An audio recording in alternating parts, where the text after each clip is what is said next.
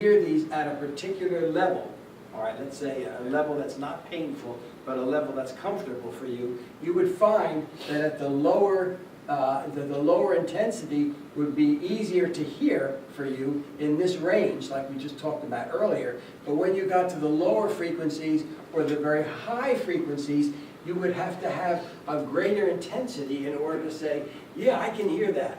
You know, I can hear that. It's about the same loudness as what I heard, you know, at 1,000. Okay, it's going to be the same intensity. So this is a graph of what that would actually look like. And like it says here, for you to hear it as at the same loudness level, okay, then this is the way you would be telling them to change the intensity. Down here, you would have a lower intensity, and you know, you would not need as much power in order for you to hear that very clearly.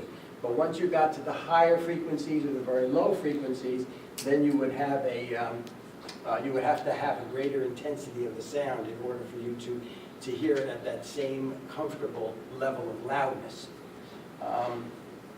There's a unit called a FON, and you'll see here, the FON is they developed that, and it's really, the definition of that is the loudness as perceived by the ear. So like in this case, I have a FON of 10 down here, which is a softer sound. You can see it doesn't take much, you don't need much intensity to hear it. Down here, it's say several thousand hertz.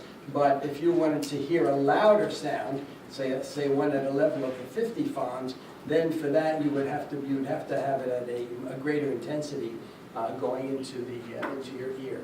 So that's all they're trying to point out there, that the ear is just not, it's not linear.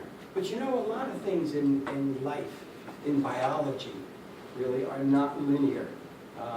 That's a mistake that a lot of people make. They tend to think, you know, that if something is, you know, going in this direction, it's going to go that way forever.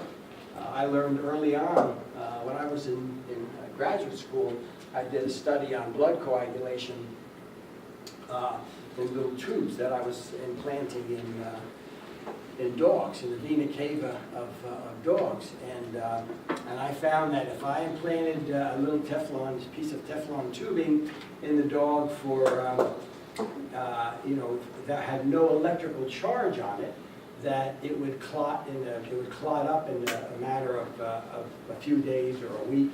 It would be clotted up, and of course the dog would have other collateral circulation that, you know, made sure of that they could get around it.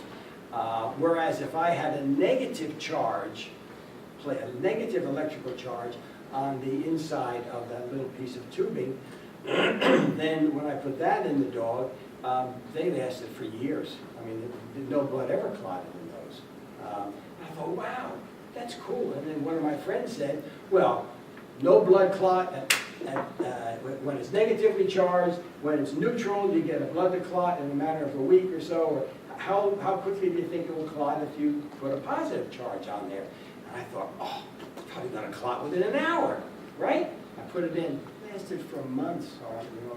The thing is, I didn't realize that, you know, you get so used to thinking in straight lines about things, but in biology, please remember, a lot of things are not straight line relationships, okay? So like in that case, it didn't matter, it turns out, that whether it was a negative charge or a positive charge that was on the plastic, it just mattered that there was a charge, okay? So that's where I learned very quickly that, you know, there are a lot of relationships in biology that are not linear at all. It's nice and convenient when they are linear, but in reality, a lot of them are not.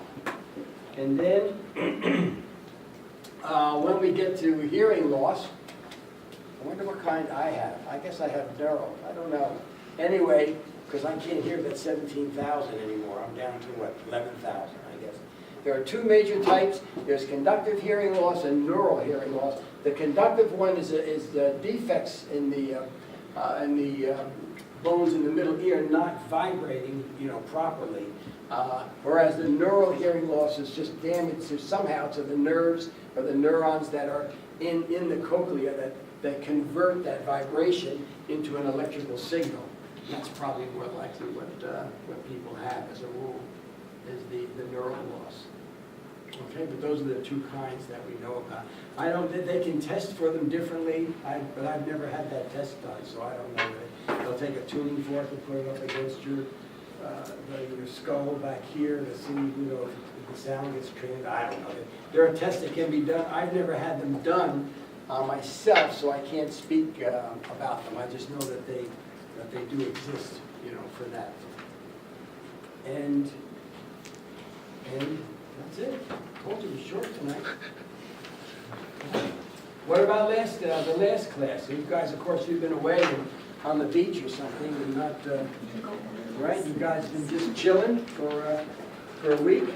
Or do you have any problems that you'd like to go over, like homework problems?